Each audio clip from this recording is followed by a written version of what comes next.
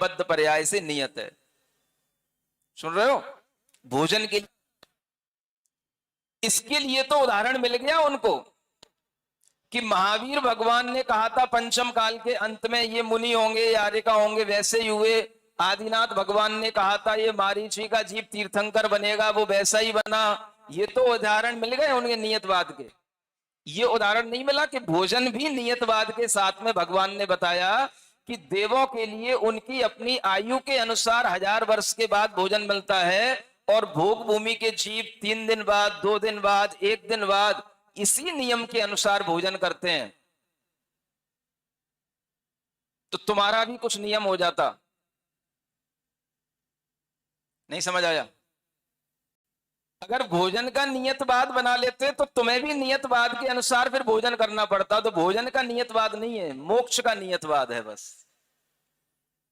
चारित्र को धारण करने का नियतवाद है, संयम के लिए नियतवाद है, असंयम के लिए कोई नियतवाद नहीं। दिन में कितना ही खाओ, रात में कितना भी खाओ, कुछ भी खाओ, इसके लिए कोई नियतवाद नहीं है। समझ में आ रहा है ना? तो आपने ऐसे उदाहरण पकड़ लिए शास्त्रों में से जिनसे आपने इस तरह से सिद्धि करना शुरू कर दिया मोक्ष की नियतवादता की। अब मैं आपसे पूछता हूं, अगर भोजन के उदाहरण को लेकर के हम ये कहने लग जाएं कि भोजन भी नियत समय पर होता है, शास्त्रों में लिखा है देव की आयु जितनी होगी उसी के उस आयु के प्रपोर्शन के अनुसार उतनी 1000 वर्ष के बाद में वो भोजन करता है। समझ आ रहा है? माने 22 सागर की आयु है तो 22,000 वर्ष के बाद भोजन करेगा, तो ये नियत हो गया। अब आपका भोजन भी नियत होना चाहिए। भोग भूमि के जीवों में भी उत्कृष्ट भोग भूमि का जीव 3 दिन बाद भोजन करता है, मध्यम भोग भूमि का जीव 2 दिन बाद आहार लेता है, और जघन्य भोग भूमि का जीव 1 दिन बाद आहार लेता है। कर्म भूमि के मनुष्य के लिए भी ये नियतवाद फिक्स हो जाना चाहिए था। कितना अच्छा होता अगर ये नियतिवाद वहीं से उठा करके यहां ले आया होता। तो नहीं समझ में आया? तो यहां तो वो नहीं लाया गया, क्योंकि इसमें तो अपन फंस जाएंगे। तुम नहीं फंसोगे तो फिर हम फंसाते तुमको। तो उसी के अनुसार तुम ये नियत कर लो कि भोजन भी तुम्हारा नियत होना चाहिए। कम से कम यही बात मान लेते भगवान की कि श्रावक ने कहा है कि केवल 2 टाइम भोजन करना। श्रावक वह होता है जो मात्र दिन में 2 भुक्ति करे, 2 से ज्यादा करे तो श्रावक भी नहीं रहता। नहीं समझ में आया? इतनी बात भगवान की मान लेते। अगर भोजन की नियामकता आपके लिए बना दी जाए तो आपको पसीना आ जाएगा, आपके हाथ पैर छटपटाने लगेंगे, आपको धर्म करने की कोई जरूरत नहीं रह जाएगी। समझ आ रहा है? तो आपने क्या किया? मोक्षवाद का नियम बना दिया, मोक्ष की नियामकता बना दी, चारित्र की नियामकता बना दी, संयम की तो नियामकता बना दी, असंयम की कोई नियामकता नहीं है, जबकि असंयम की भी नियामकता है।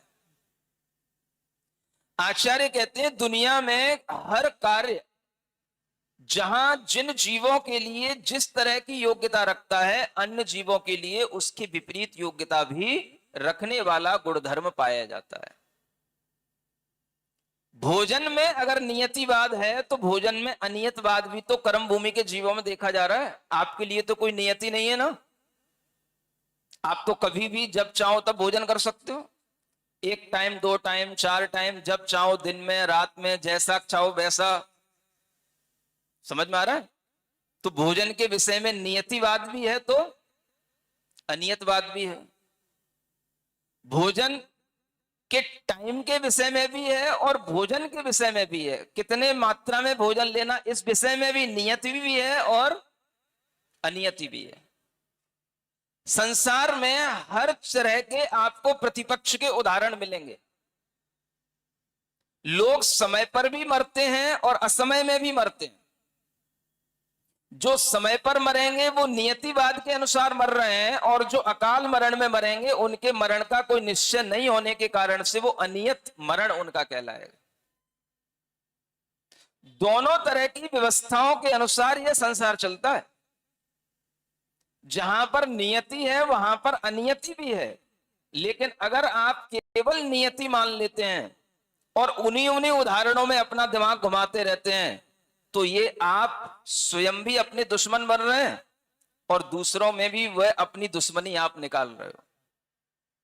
मैं तो यही समझूंगा जितने भी इस क्रमबद्ध पर्याय को फैलाने वाले लोग हैं ये स्वयं के तो दुश्मन हैं ही, लेकिन ये यहां पंचम काल में उत्पन्न हुए सारे जीवों से दुश्मनी निकाल रहे हैं जिनके अंदर इन्होंने एक क्रमबद्ध पर्याय की अवधारणा डाल दी। सुन रहे हो?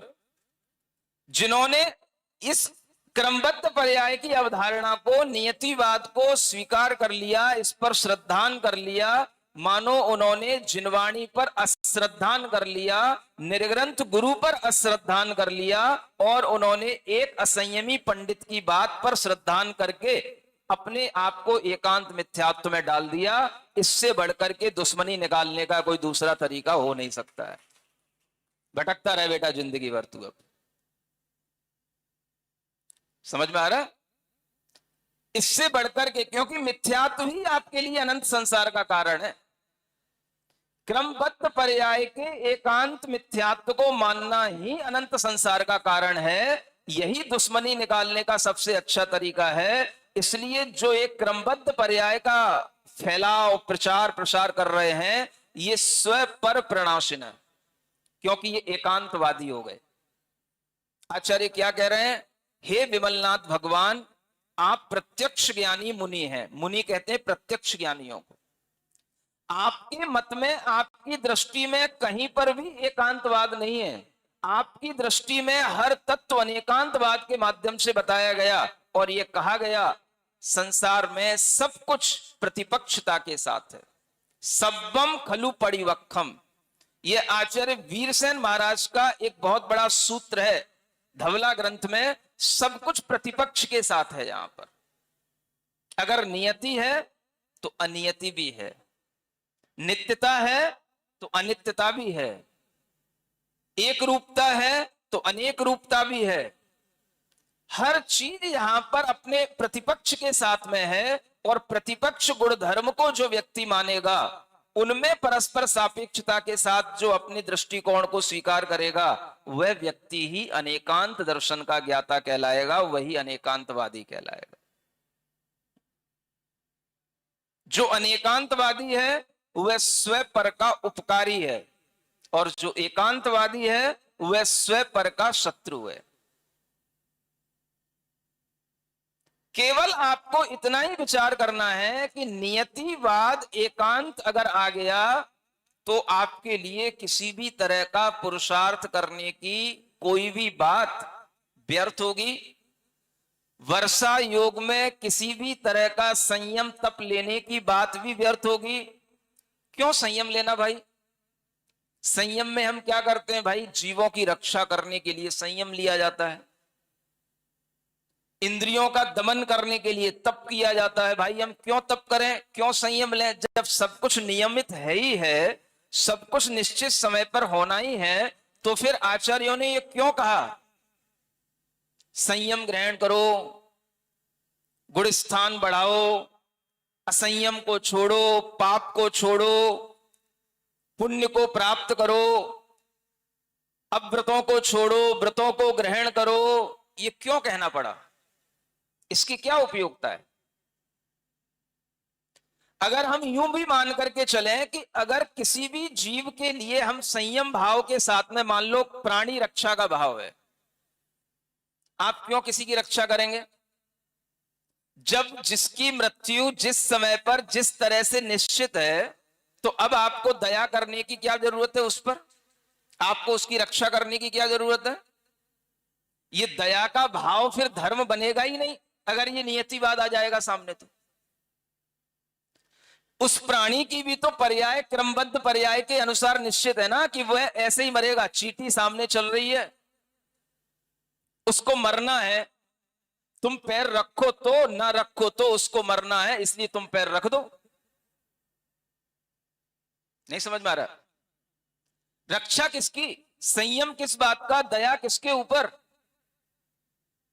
जब दया से धर्म होना ही नहीं, क्योंकि दया का भाव तो तभी आएगा ना जब आपके अंदर ये निश्चित होगा कि नहीं, हम पैर नहीं रखेंगे तो बच जाएगी और हमने पैर रख दिया तो मर जाएगी। तो आपके अंदर दया का भाव आएगा, तब तो आप अपने संयम को बचा के रखोगे। नहीं तो संयम और असंयम एक समान हो गया। जीव दया का भाव बचेगा ही कहां, क्योंकि उसकी पर्याय नियत है। तो तुम्हारे पैर रखने से क्या फर्क पड़ गया, उसको तो मरना ही है ना, तुम नहीं मारोगे, कोई दूसरा मार देगा, इसलिए उसकी पर्याय नियत है। और अगर उसकी पर्याय नियत है तो हमारे पैर रखने से भी वो बच जाएगी। क्यों? क्योंकि उसकी पर्याय में अभी मरण नहीं है। इसलिए दया नाम की कोई हमें बात करना ही नहीं, दया संयम जीवों की रक्षा की कोई बात हमें करना ही नहीं, क्योंकि यह बात क्रमबद्ध पर्याय के विपरीत जाती है। कुछ समझ आ रहा है कि नहीं आ रहा है? नहीं आ रहा?